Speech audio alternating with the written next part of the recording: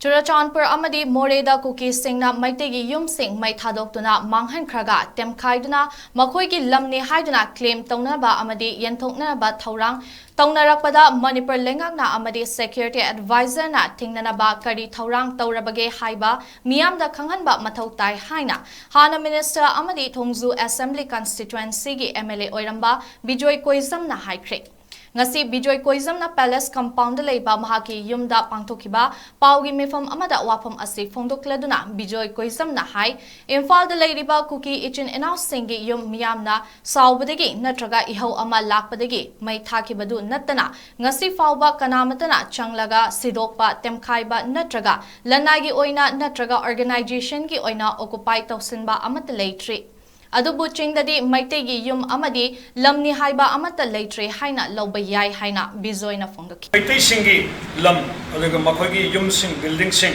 Punamak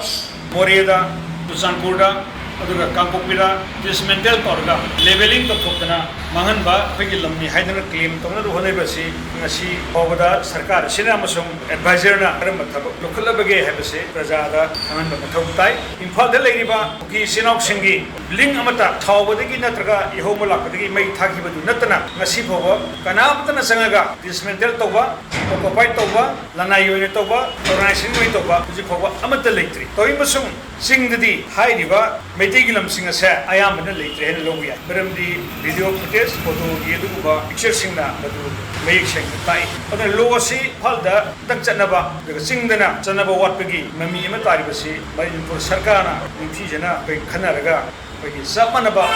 Yam uniform Loma Sahan Batarkarway Hamurbasu Harasu Sarkar Sina Pay Madutori Madu Pamtukli Haidan to Mahaiba ground the Hekaleram Daba Churachandpurangasi Karamba Hyum the lady Akoi Kangmangamdi Maramdi Churachandpura Kogi correspondencing Aduga Sarkargi media sing the Sarkargi official singna Pirikpa Kogi reporter Siga Hangiba Siga Anisi Natam Amadek the Yamutab Adum Kenavaleva machine attack with the PDY information Sarkar PDY information information said Matiksha Tai Hauzik Togliba Irang asi Manipurda Leiriba Security Force Singna Marakta Leiraga Khamdokpa Mathautai Adunatana Chindana Khamdokli Hairaga Naron Amadana Tungstillaga Taubadi Chumde Haina Bijoy Koizam na Makhataki I am a soon a coina, Pokoni Tari Jagad, like the music to the Kulai Parishing. How do I even think? Karumba, Nakal Animuna, Kanarbotamda, Makoni intervention to have. Intervention have the Marakalepaga, Nakoi Kanabayaro, had a Kamdopodo, Madu Koitarkarway, other Sindadi, Kamdopani, Haiba, Aduka Tamoidana, Narondana, Amada Mating Pam, Gitabucha, two the Tabopum, the Question, the Sina, Aduna. Bharat Sarkar ki Union Minister Oiriba Action Affairs Minister Shankar Thai Gramadadi Horrible Alausi Manipur Khaki Sin Kukizo terrorist kap natana Mapandagi Kulai Paiba Narco terrorist Yaure Havasi confirm Taure Haidana Tongan ba Kogi platform da High Krabani Honorable Minister Home Affairs Su Masi Pan Krabani Madu Vitargadi Jiakwin Kanaribasi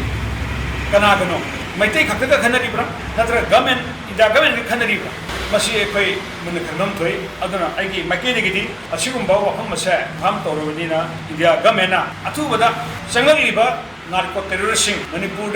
Lairiba Adumba terrorism se Masi Mateng Panga Laki Basing se Atubada plus how Togodabani Habisini Agi Makedi from the